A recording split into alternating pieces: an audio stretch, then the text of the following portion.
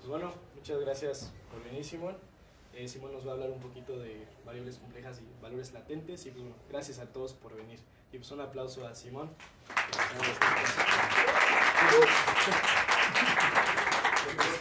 Adelante, Simón. Sí. Gracias por la introducción, Daniel. Gracias a Daniel, gracias a César Luis, a los que organizan aquí el coloquio. Es un gusto estar aquí con ustedes, como siempre.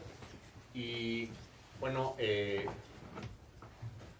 como ya escucharon, yo no estoy en el departamento de matemáticas, no voy a hablarles como matemático, les voy a hablar como un usuario de las matemáticas, ¿no? Como ciertos conceptos de un área de las matemáticas, en este caso la topología, se pueden utilizar para resolver problemas estadísticos. ¿Okay? Y para mí ha sido un viaje muy interesante porque esta construcción de las que les voy a hablar, los complejos simpliciales, ha aparecido ya 3 veces en mi investigación en problemas que son distintos, ¿no? Y es interesante cómo aparece de distintas formas y uno le va explotando distintas propiedades, ¿ok? Cuando hablo de la estadística, voy a hablar de una forma más o menos intuitiva, ¿no? O sea, la idea es que entiendan cuál es el rol de esta construcción en los problemas y que entiendan cuál es el sabor de los problemas, ¿ok? No que ustedes entiendan los detalles técnicos, sino la idea es estimular la imaginación de ustedes y decir, no, mira, se puede hacer tal o cual cosa, ¿no? Esa es la idea de la plática. ¿Okay? Bueno, entonces voy a hablar un poquito de estadística bayesiana, un poquitito nada más, lo mínimo para echar a andar la plática. De ahí voy a hablar de esta construcción de los complejos simpliciales, también voy a hablar lo mínimo para poder ilustrar los ejemplos y después voy a ilustrar 3 ejemplos. 2 ya son artículos publicados, el otro es un trabajo que está en proceso. ¿Okay? Bueno, empezamos con algo fácil, ¿no? ¿Qué es la estadística? ¿No? Bueno, ¿qué es la estadística? Ustedes pueden pensar en un fenómeno. Por ejemplo, tienen una moneda, esta moneda saben que está más cargada de un lado a otro, ¿no? Entonces, se apela la probabilidad de que ustedes observen águila a la hora de lanzar esta moneda, ¿ok? Entonces, esa es mi pregunta, es una pregunta sobre el mundo. Y lo que pasa es que dices, bueno, ¿cómo puedo aprender sobre esto? Algo que pueden hacer es tirar la moneda, y al tirar la moneda, pues tiene una sucesión de resultados, ¿no? Voy a ponerlo como heads or tails, ¿no? Entonces, tengo una pregunta sobre el mundo, o sea, cuál es la probabilidad de que al tirar la moneda me salga heads o águila, y yo puedo tirar la moneda cierto número de veces y observar resultados, ¿no? Entonces, la estadística lo que nos dice es, mira, hay un modelo de probabilidad, y aquí X es el número de heads, por ejemplo, que me dice, mira, de estas 9 veces que yo tire la moneda, ¿cuántas veces observo heads, ¿no? O águila, ¿no? Entonces, la estadística, ¿cómo nos sirve? O sea, tenemos nuestra pregunta, tenemos cosas que podemos observar del mundo y tenemos un modelo de probabilidad que conecta las dos, ¿no? Entonces, yo aprendo de esto, gracias a esto, pero a través de un modelo de probabilidad. Y hay distintas formas de hacerlo, ¿ok? Entonces, en este proceso nos vamos a tener que enfrentar a 2 conjuntos. El primer conjunto es, bueno, ¿cuál es mi conjunto de posibles explicaciones del fenómeno? En este caso, pues yo tengo la probabilidad de que mi moneda me salga heads o águila, ¿no? Entonces, eso vive en el intervalo 0,1 cerrado. Entonces, mi conjunto de explicaciones para este fenómeno lo puedo ver como el intervalo 0,1 cerrado. Ese es mi conjunto de explicaciones. Ahora bien, cuando yo observo el fenómeno, si yo tiro la moneda 6 veces, pues lo que va a tener va a ser tiritas donde aquí tengo heads or tails, tiritas de longitud 6, ¿no? Entonces, todas las tiritas posibles con los valores heads or tails, eso me da los resultados posibles del experimento y eso se llama el espacio muestral. Entonces, cuando yo hago estadística, me tengo que pelear con esos dos conjuntos, ¿ok? Mi modelo de probabilidad me permite conectar una posible explicación con uno de los resultados del experimento, ¿ok? Entonces, tenemos eso, ¿no? Y eso es, y toda la estadística funciona así. Ahora bien, a ver, creo que aquí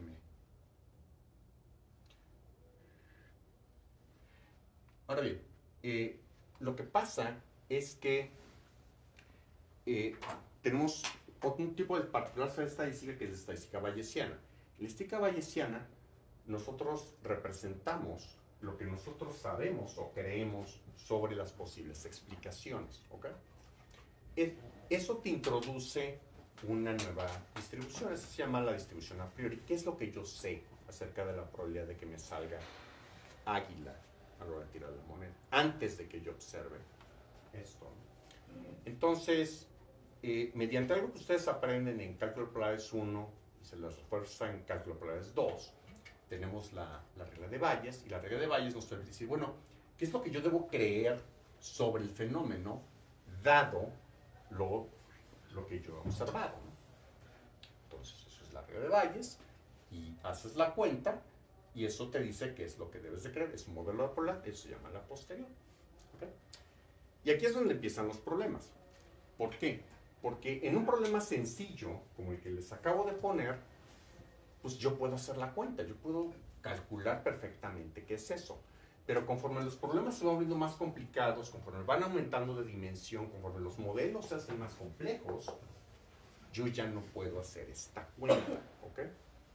Entonces, si yo no puedo hacer la cuenta, entonces, ¿qué es lo que hacemos? Y aquí es donde empieza a entrar las ideas de la plática. Ponte que mi explicación, o en este caso, que en este caso la indexamos por teta, pues sea un vector, ¿no? Hay un teta sub 1 y un teta sub 2. Pero mi explicación del fenómeno, pues viene dado por este par, ¿no? Dos cantidades que me van explicando las cosas. Entonces, cuando tú haces la posterior, bueno, sería una distribución en dos dimensiones. Vamos a hacer una caricatura, y entonces aquí tenemos algo que vive en dos dimensiones. Son los contornos, ¿no? Entonces, si yo no puedo hacer la cuenta, ¿qué es lo que yo puedo hacer? Hay una serie de tecnologías que vienen de una rama de la estadística que se llama cómputo estadístico, que te dice, mira, yo quiero explicaciones razonables para mi fenómeno. Esto quiere decir que tengo que optimizar en el espacio de posibles explicaciones. Entonces, si yo quiero optimizar aquí, pues un paso necesario para optimizar es que debo de explorar el espacio, ¿no? Entonces, hay técnicas que pues, tienen el nombre de Markov Chain Monte Carlo, que dicen, mira, va a haber una forma probabilística en la que me voy moviendo en el espacio. El proceso igual se comporta de manera errática en principio, pero después se estabiliza, y estas trayectorias de cómo lo va explorando me permiten tener una idea de la forma de esa distribución, ¿ok? Entonces, no hago la cuenta no se hace, sino que tienes un mecanismo que va explorando el espacio, y conforme lo va explorando, es como si obtuvieras muestras de la distribución que te interesa, ¿ok? Entonces, eso es lo que a mí me interesa. Tengo un problema y quiero obtener muestras de esa distribución que me interesa. Y ustedes dicen,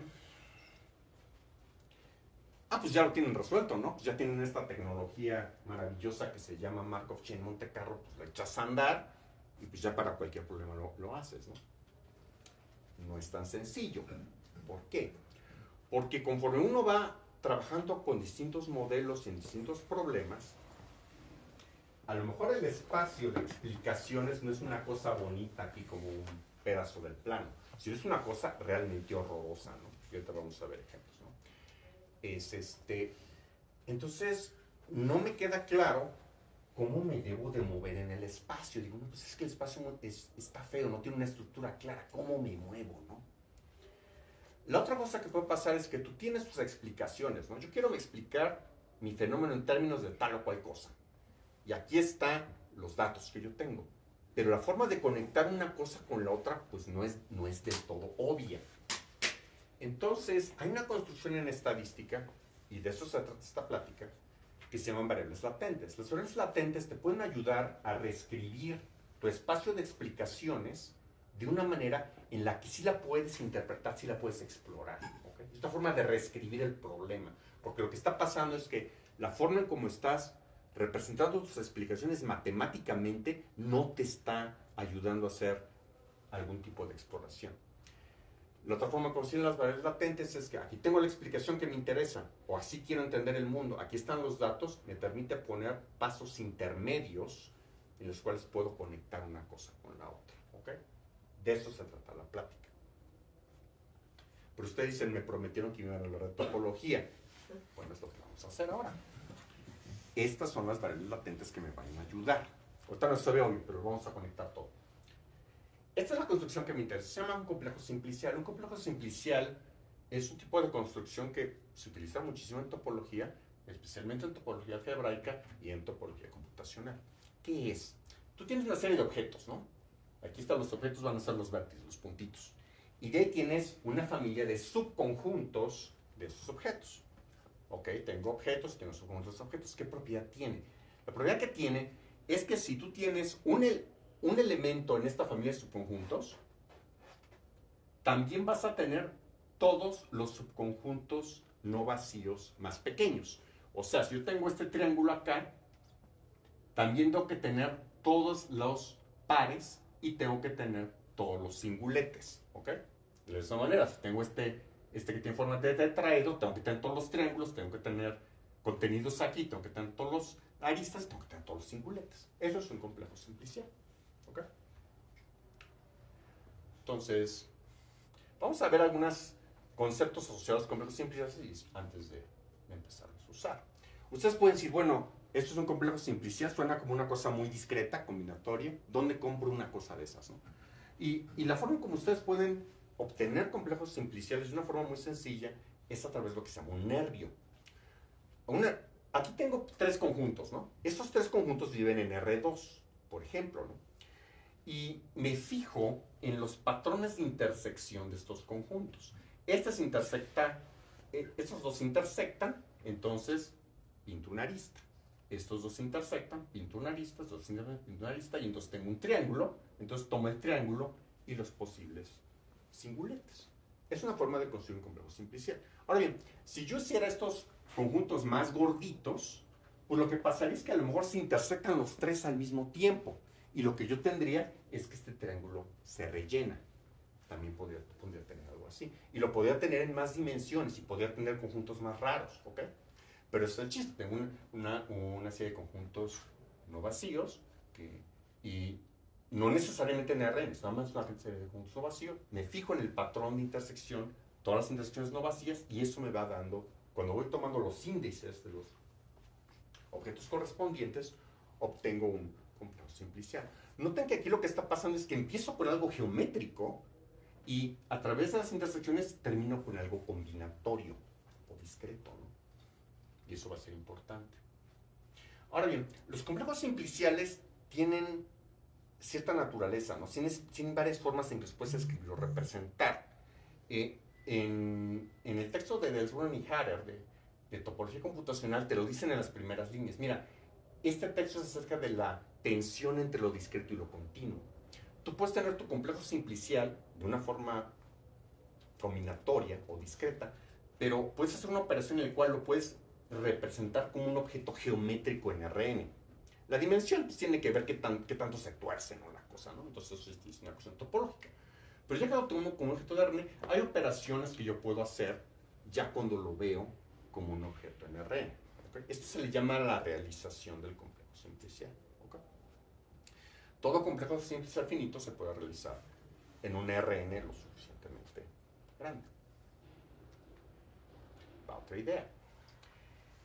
Yo cuando tengo un complejo simplicial, a lo mejor no tengo nada más uno, sino tengo una familia de complejos simpliciales.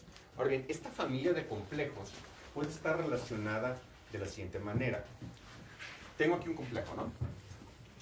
Tengo este. ¿Qué observan? Los simples, los conjuntos que están aquí, que se llaman simplices, al igual que método simplex, están contenidos acá. Y lo que está aquí está contenido acá. Entonces tengo una asociación creciente en cuanto a inclusión.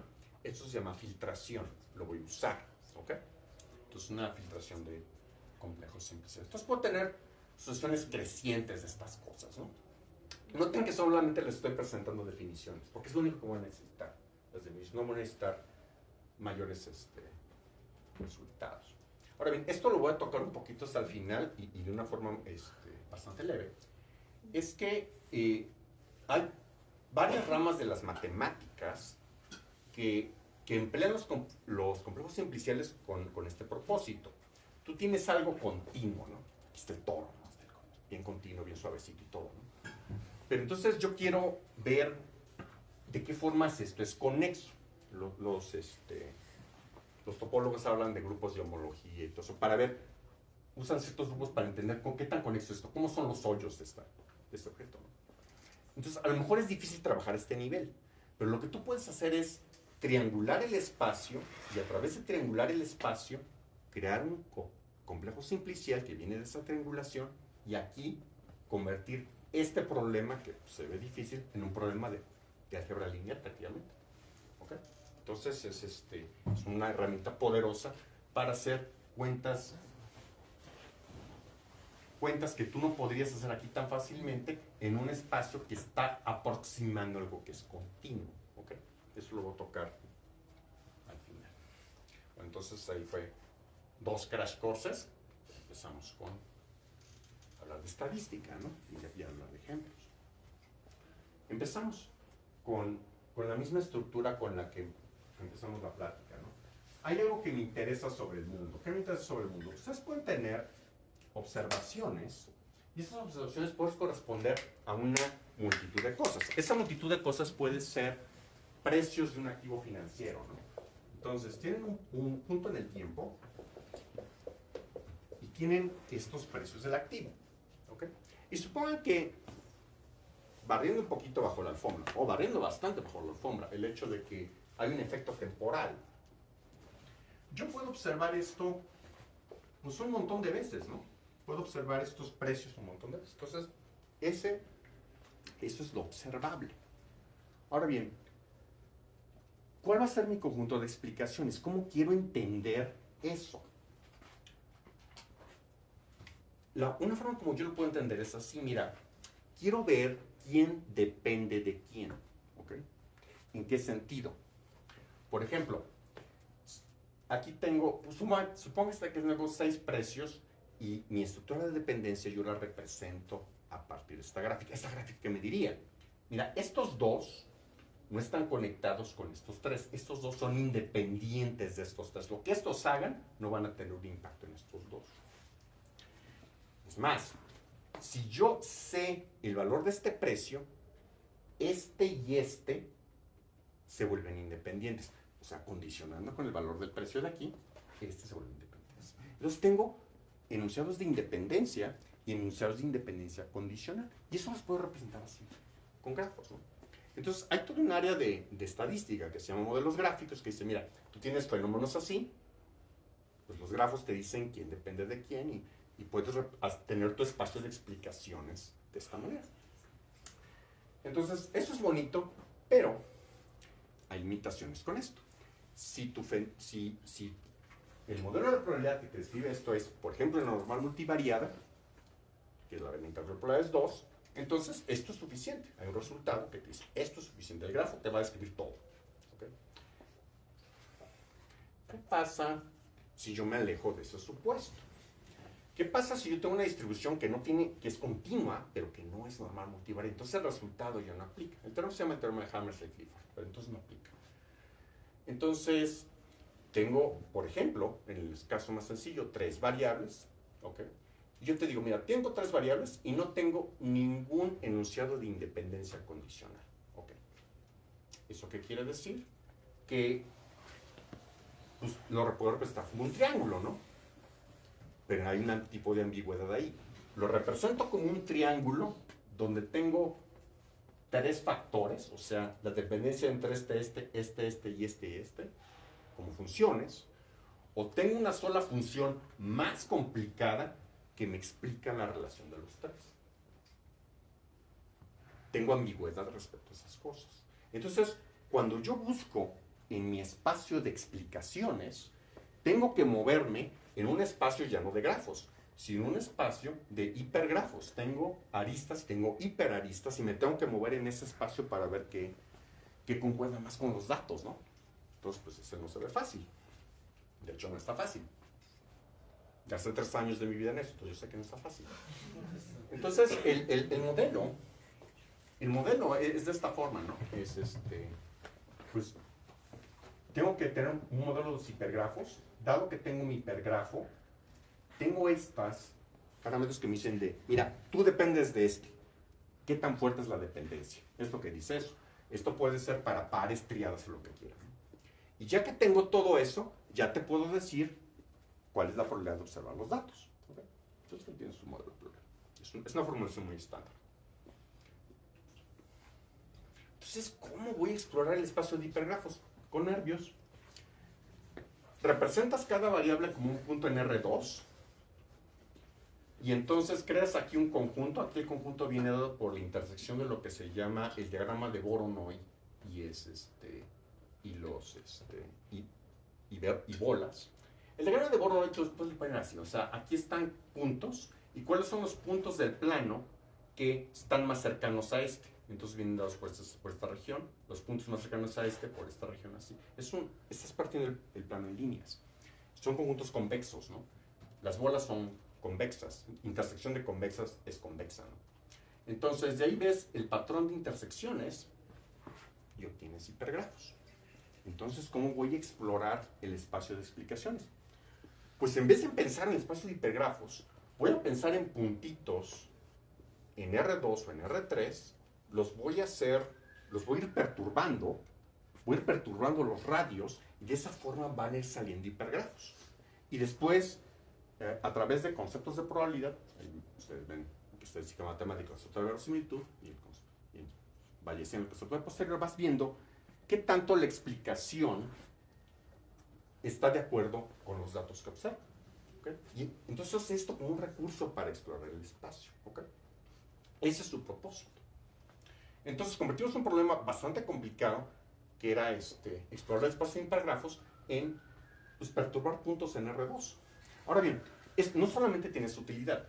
Si yo tengo mi espacio de hipergrafos y yo le quiero meter supuestos al espacio de hipergrafos directamente, está bastante rudo. Aquí cuando uso esta construcción, yo le pongo un tope a cuál es el tamaño de hiperarista más grande. Si lo hago en el plano, el tope es 3. Si lo hago en el espacio, el tope es 4. Entonces le puedo empezar a meter distintos tipos de supuestos. Entonces eso es útil. Aquí lo que pasó es que agarré un modelo en especial, generé un montón de datos, lo metí en esta técnica de cómputo que es el Markov-Chain Monte Carlo y después grafiqué cómo se ven las posiciones de los puntitos ya que se estabilizó el algoritmo. Y el complejo simplicial dado por los radio correspondiente. ¿Y qué es lo que observan? Observan casi la misma estructura combinatoria, si no es que la misma estructura combinatoria. Pero se está moviendo, ¿no? La primera vez que esto echó a andar, cuando estaba yo en mi doctorado, pues era un ejemplo con 4 variables, era un triangulito con una patita y lo veías así bailando así por toda la pantalla, ¿no? Conforme más variables tienes, se estabiliza más. Ustedes pueden pensar que hay un tipo de estructura que se está preservando aquí. Para los aficionados de la geometría diferencial, esto se llama un grupo de Lie. O sea, porque esto es invariante rotaciones, etc. Entonces, es una colección muy con matemáticas. Vamos con algo bastante distinto. En el primer ejemplo, mi espacio de explicaciones era un hipergrafo, ¿no? Que me decía quién depende de quién. Aquí el hipergrafo lo observo. Aquí lo que tengo son autores de artículos de estadística y los blobs me dicen si los autores han escrito un artículo juntos, ¿ok? Entonces, pues tienes artículos con 2 personas, con 3, 4, así, ¿no? El top aquí es 6, son 99 o 100 autores, ¿no? Aquí está una submuestra de eso, ¿no? Para ver un poquito más la estructura, ¿no? Pues aquí está un artículo, otro artículo, y así vamos viendo cómo se van relacionando los autores. Entonces yo quisiera tener un modelo de probabilidad para este tipo de fenómeno, ¿no? Y lo que hicimos fue decir, mira, quiero generalizar un modelo que es muy popular en redes sociales, que es el modelo de Hofer-Raftery. El modelo Hofer-Raftery les dice esto. Yo tengo aquí lo que se llama un espacio social. Por ejemplo, puede tener educación e ingreso, ¿no? Si tú estás aquí y alguien más está acá, entre más cercanos estén ustedes en cuanto a estas características, va a ser más probable que haya una conexión entre ustedes. No es determinístico, es más probable, ¿no? Entonces, ese modelo está muy establecido para grafos. Queremos hacer lo mismo para hipergrafos, ¿no? Entonces, como... Salud. Entonces, la forma en cómo se tiene la probabilidad es esto, que puede ser un modelo que le llaman logit o probit, o sea que sencillamente es una regresión entre la distancia entre esos puntos que yo no observo, son latentes, y la probabilidad de que haya una relación entre los sujetos correspondientes. ¿Okay? Dice, bueno, ¿cómo lo vas a generalizar hipergrafos? Nervios de nuevo. Pienso en cada uno de los autores y lo envuelvo en un disco. ¿Okay? Entonces lo que voy a hacer, al igual que Hofer-Raftery, voy a dejar que naveguen los puntitos y voy a ver el patrón de intersecciones que se va haciendo con los discos, ¿no? Entonces se pueden juntar en parejas, en triadas, y voy a hacer eso hasta que hay un acuerdo con lo que yo observo con los datos. ¿Okay? Este nervio en particular, el que está hecho por bolas en RN, se llama el complejo Sheck. ¿Okay?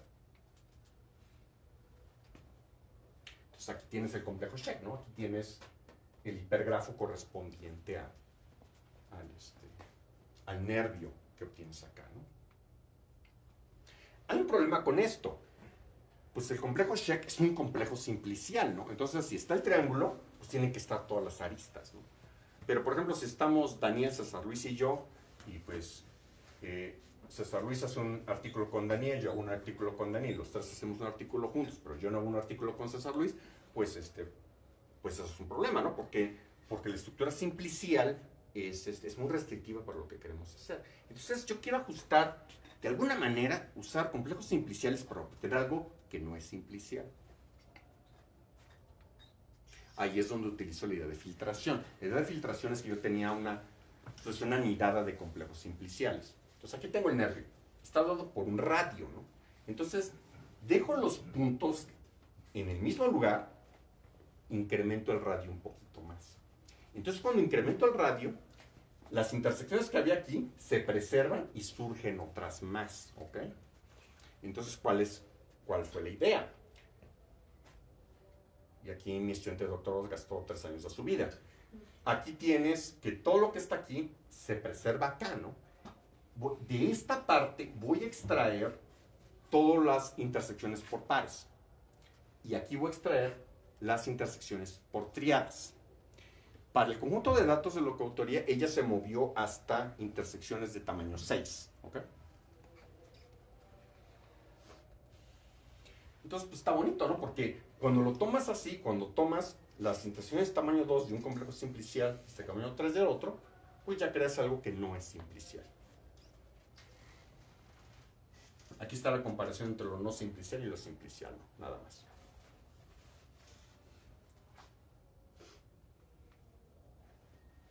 Aquí está el modelito. Hay algunos detalles del modelo que... lo que les puedo decir es que hay un modelo de probabilidad que te da las posiciones de los puntitos. Usamos una normal multivariada. De ahí está la colección de la construcción que es el nervio. Y por cuestiones técnicas, hay que perturbarlas con un poquito de ruido. Entonces hay que eliminar algunas aristas hiperaristas y agregar otras, ¿no? Eso lo puedo discutir con ustedes con detalles, si les interesa, ¿no? Vamos con el último ejemplo. Es un trabajo en progreso aquí con Luis. Y esto es algo súper común en ciencia de datos, ¿no? Que se llama componentes principales. Observo una nube de datos. En este caso, mis datos viven en el plano. Y yo quisiera describir, y mi nube de datos se ve más o menos como una elipsoide, ¿no? Entonces, es natural tener una descripción geométrica sobre esta nube de datos pensando, no, pues mira, esta dirección es donde se maximiza la variabilidad, y una vez que tengo esa dirección que es ortogonal, pues esas dos direcciones me dan una buena idea de la forma de la nube de datos. Esto puede servir para compresión, reducción de dimensionalidad, para una serie de cosas, ¿no? Es una técnica muy usada en estadística y ciencia de datos. Vamos a ver algo interesante. ¿Qué pasa si en vez de tener puntitos en R2, yo tengo objetos así? O sea, en vez de cada puntito en R2, yo tengo, por ejemplo, el resultado de haber tomado una imagen del cerebro de una persona cuando hace una tarea. Tengo 200 regiones del cerebro y veo cómo estas regiones interactúan entre sí cuando yo hago mi tarea, ¿no? Entonces aquí, esto se llama un conectón. Entonces imagínense que en vez de tener un conectón, tienen toda una población de conectons, ¿no? Y quieren entender la variabilidad de tu nube de datos, pero cada puntito de la nube de datos es eso. Aquí hay una serie de problemas porque los puntitos, como lo habíamos visto en la diapositiva anterior, son puntos en R2. R2 es un espacio vectorial. Como es un espacio vectorial, yo puedo calcular valores esperados, covarianzas, ¿no? Que es el corazón de esta metodología de componentes principales. Aquí no tengo de estructura espacio vectorial, no tengo momentos. Entonces, ¿qué significa pensar en direcciones en este sentido y cómo podemos optimizar en cuanto a esas direcciones? Entonces, lo que estamos trabajando Luis y yo es lo siguiente. Dices, mira, primero necesito un espacio donde los datos vivan, ¿no? Algo que tenga estructura que me permita hacer cosas. Entonces dices, bueno, le voy a poner una estructura de espacio métrico. Ah, ok, ya tengo el espacio métrico. ¿Qué puedo hacer con espacio métrico? Tú puedes triangular un espacio métrico. Ah, bueno, entonces lo triangulo y ya tengo cada vértice de mi triangulación es un grafo como el que yo tenía antes, ¿no? Y ya tengo cierta estructura para el espacio métrico. Pero necesito más estructura. Voy a convertirlo en un complejo simplicial. Esto es a través de un grafo, y un grafo triangulado, hay otro complejo que se llama el complejo de Vittori-Ripps. Lo que ustedes hacen es, bueno, si yo tengo, por ejemplo, las aristas de un triángulo, entonces incluyo el hiperarista, que es el triángulo llenito. Y si tengo todas las que me hacen un tetraedro, pues lo lleno, ¿no? O sea, cada vez que tengo las aristas o hiperaristas de un orden más bajo, si tengo suficientes, pues pongo la del orden más alto. Aquí está un ejemplo del Vittori-Ripps. Ok, ya tengo una estructura del espacio. Y ahora voy a conectar con lo último que dije de complejos simpliciales al principio de la plática. Los complejos simpliciales pueden servir para dar herramientas que aproximan lo que tú observarías en un objeto continuo. Aquí el objeto continuo en el que estamos pensando son las variedades, o sea, son superficies que se ven suavecitas, ¿no? Si yo tengo una variedad, pues hay un análogo de línea recta, que es la geodésica, ¿no? Me estaciono en un punto y digo, bueno, algo que se parezca a una línea recta que vaya en esa dirección, y existe ese concepto, ¿no? Entonces, hay una rama de las matemáticas aplicadas que es la geometría diferencial discreta. Lo que te dice esto, tú tienes tu complejo simplicial, te puedes estacionar en un punto y hay algo que numéricamente tú puedes calcular que funciona como una geodésica. Entonces ya tienes la idea de dirección, ¿no? Entonces, pues nosotros estamos explotando esta idea y pues tratamos de hacerlo bien, lo vamos a hacer bayesiano. Hay una forma frecuente de hacer esto. Involucra otro tipo de matemáticas. Aquí Jesús se está empezando a involucrar en eso. Entonces, hay cosas muy bonitas, ¿no? Bueno, entonces, ¿qué les puedo decir? ¿Con qué se llena? Mira, los complejos simpliciales son una herramienta muy útil para conectar modelos discretos de la realidad con modelos continuos de la realidad. ¿Okay? Si ustedes ven, los problemas estadísticos que yo les he mencionado, su naturaleza es discreta y eso es lo que los hace difíciles. Entonces, cuando cambias la representación por algo que es continuo, conviertes tu problema de explorar espacio en modelos o de hecho de construir un modelo en algo mucho más fácil. Entonces, yo los invito a que pues se interesen en este tipo de herramientas. Existe todo el área de análisis topológico de datos, pero eso no está tan conectado con modelos, ¿no? Sería interesante que pues, ustedes sean la generación de matemáticos, científicos de datos estadísticos, que empiecen a pensar en modelos para este tipo de cosas, ¿no? Entonces sería un poco lo opuesto a lo que estoy hablando. Y bueno, estas son las referencias y ha sido un gusto compartir esto con ustedes.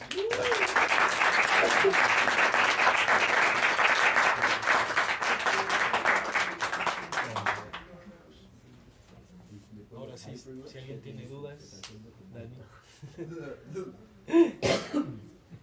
Dime. Tal vez es un poco ingenua, pero... Dime, Pedro, vamos. O sea, hablas del espacio de explicaciones, ¿no? Que De modelos, sí.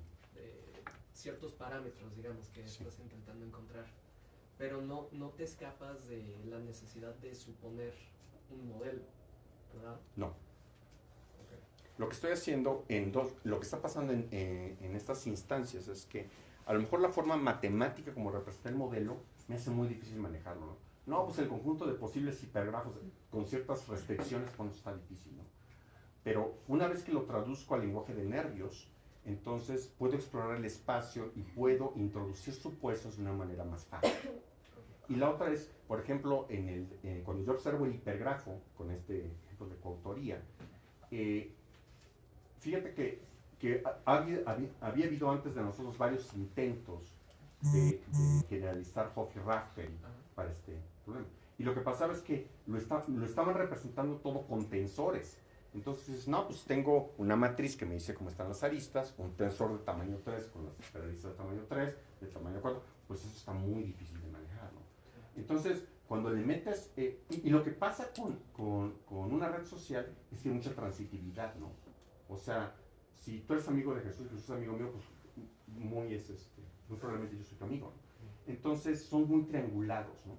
Entonces, por la geometría de R2 o R3, pues, si tú usas esta idea de proximidad, pues tus hipergrafos van a ser muy triangulados, ¿no? Entonces, sí, había razones para pensarlo geométricamente. Aparte que le estás delegando mucho de la construcción, algo que de repente por un paso se vuelve determinístico, ¿no? Una vez que tengo las pelotitas más cerca, pues aparecen las hieraristas, ¿no? Entonces, te facilita la especificación de tu modelo, ¿no?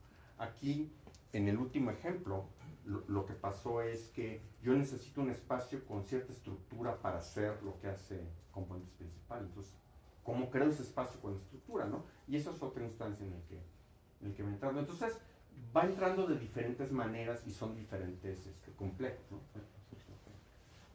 Pero está en el espacio de modelos, sí. Okay. Dime. Todas estas restricciones y el cambio a la parte continua, ¿qué tanto hacen que se pierda la fidelidad con la realidad de lo que se trata de modelar? Esa es muy buena pregunta. O sea, mira, lo que puede pasar, por ejemplo, si tú tienes en el primer ejemplo, yo creo que en el primer ejemplo es donde se puede pensar más severamente, ¿no?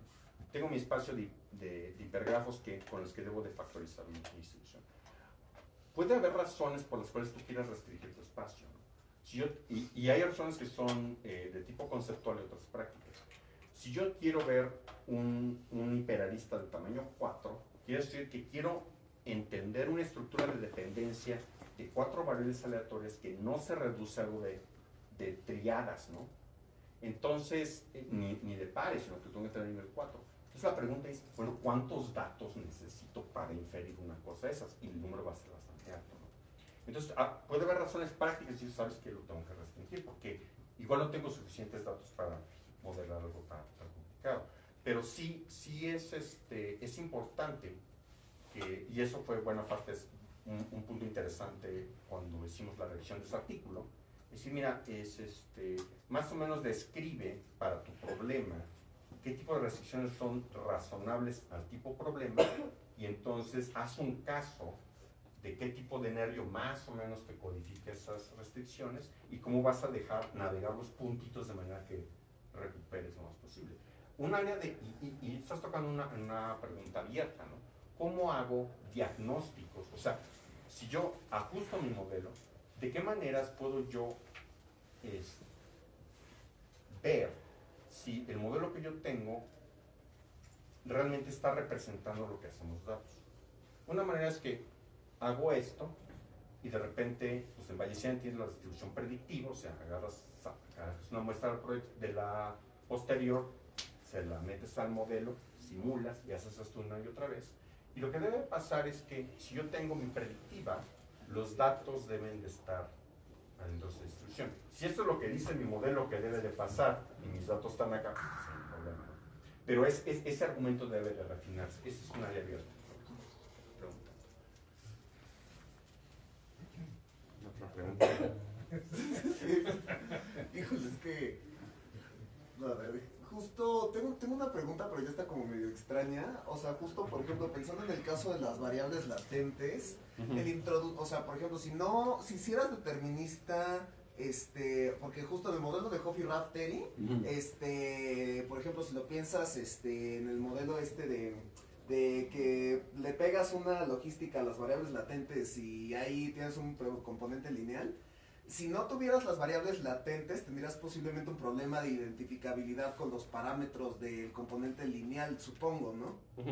¿Qué tanto te ayudan las variables latentes a resolver eso? Porque me imagino que quizás una vez que condicionas y agregas esa dimensión adicional, no sé, de que justo, no sé, no lo he pensado mucho, pero justo quizás te podría ayudar con decir, pues, la variabilidad que quizás me la quita la identificabilidad sin las variables latentes, cuando se las agrego quizás me ayuda. No, pero lo que pasa, el problema que surge ahí es y eso se relaciona con otra área de la estadística que se llama teoría de la forma. El Hoffy-Raftery, para manejar esas cuestiones de identificabilidad, usa una técnica que importa dentro de la forma que se llama Procrustes. Lo que hacen con los Procrustes es dicen, mira, tengo mi configuración de puntitos. A ver, primero el problema de identificabilidad. Háganse de cuenta que tengo estos 3 puntos, ¿no? Son latentes, ¿no? Y las distancias me dan las probabilidades.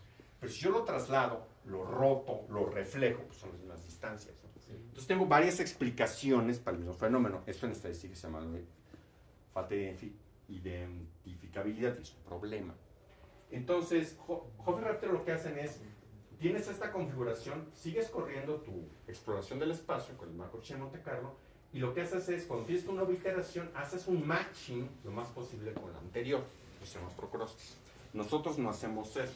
Nosotros importamos una pieza de tecnología diferente de teoría de la forma. Eso se llama las coordenadas de Bookstein. Tú agarras 2 objetos, 2 autores en este caso, uno lo fijas aquí, otro lo fijas acá.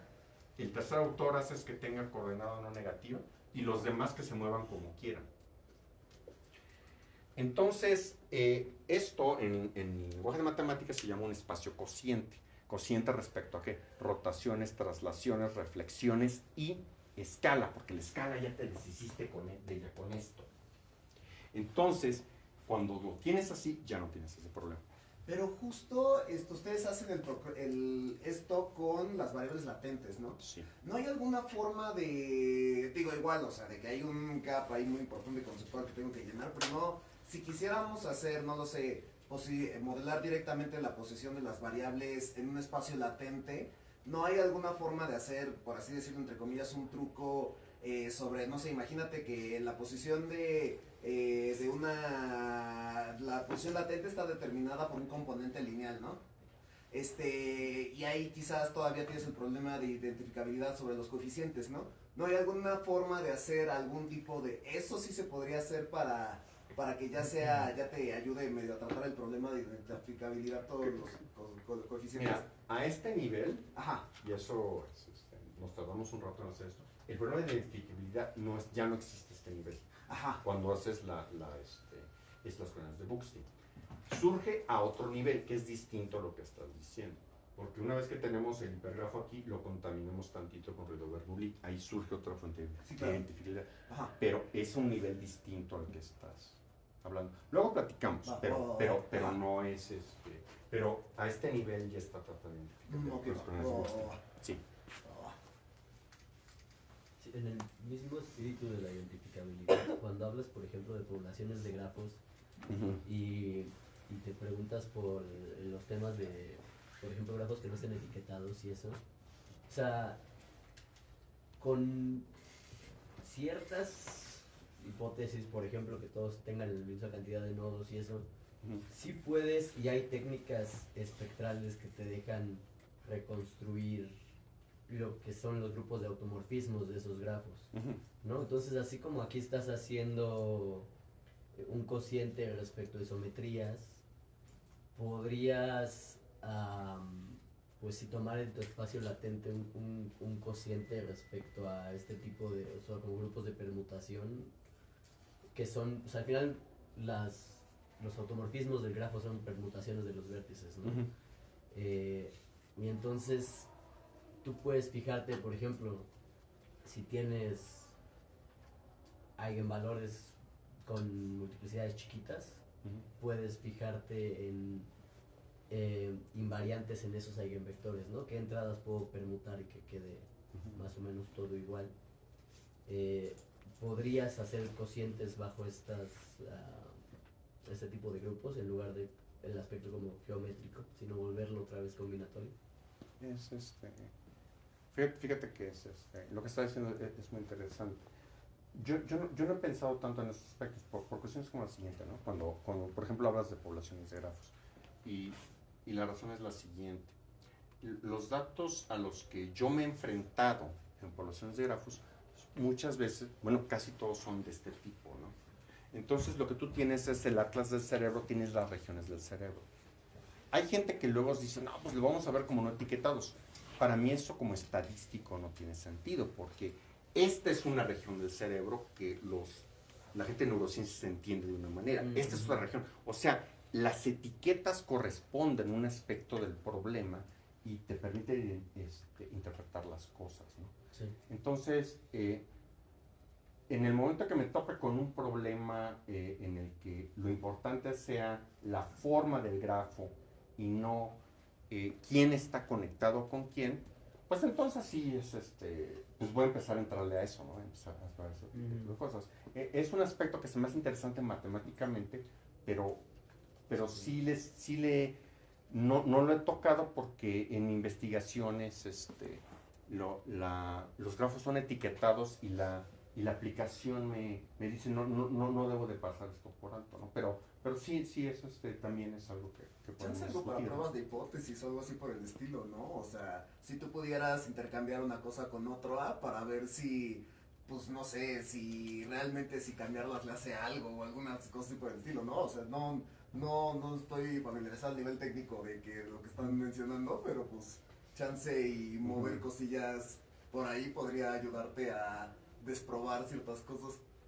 Eres bienvenido a intentar ideas frecuentizas con esas cosas. Eres bienvenido. Es alguien más. No. A mí no se me ocurre cómo. O sea, sí se puede poder, sí se puede. Yo sí tengo otra duda. Sí. El enfoque bayesiano sí te da la regularidad de que, o sea, decimos que los complejos simpliciales que a veces resultan son como discretizaciones de manifolds, ¿no? Variedades. Sí, en este problema. Lo que va a pasar, lo que está pasando con el proyecto con Luis, es que esto se relaciona con mi otra parte de la investigación, que es poblaciones de grafos. Entonces, en el postdoc, pues propusimos algo que funciona como una normal en el espacio de grafos. O sea, hay un grafo central y te vas, y hay desviaciones de este grafo central. Pero los contornos pues, son esféricos, ¿no? O sea, en la dirección que te vayas, aunque la dirección esté definida, pues lo que importa es la distancia, ¿no? Respecto al grafo central para darte la bola del grafo. Aquí lo que estamos citando con Luis, y ya es algo muy bonito, es que una vez que tienes estas direcciones sobre este espacio subyacente, puedes convertir esos modelo que era esférico en principio en un modelo que es elíptico. Y como haces inferencia bayesiana sobre ese modelo elíptico. ¿Ok? Pero sí tienes la noción de que tu variedad es diferenciable. Es que no hay variedad. O sea, ya no es... Es que no hay variedad. Lo que estás haciendo es, tomas un espacio que es discreto Ujú. y te quedas con la idea de que es discreto. Ajá, y o sea, dices- no los muteas. No, te quedas con que es discreto. Usas la pura estructura de métrica para construir el complejo simplicial Ujú. y entonces usas esta tecnología de la geometría diferencial discreta y dices, mira, que funciona como una línea recta, dado un punto y una dirección. Y así lo estás haciendo. O sea, sí, esa idea de geodésica a nivel discreto está inspirada en lo que pasa a nivel continuo, ¿no? Y la idea es cómo hago funcionar eso a nivel eso que funciona a nivel continuo, cómo lo hago funcionar en un objeto. Sí, pero no hay variedad que yo esté aproximando. Ajá. ¿Sí? Sí. Gracias. Si ya no hay dudas. Muchas gracias, Simón, por venir. Gracias Un por ustedes. aplauso.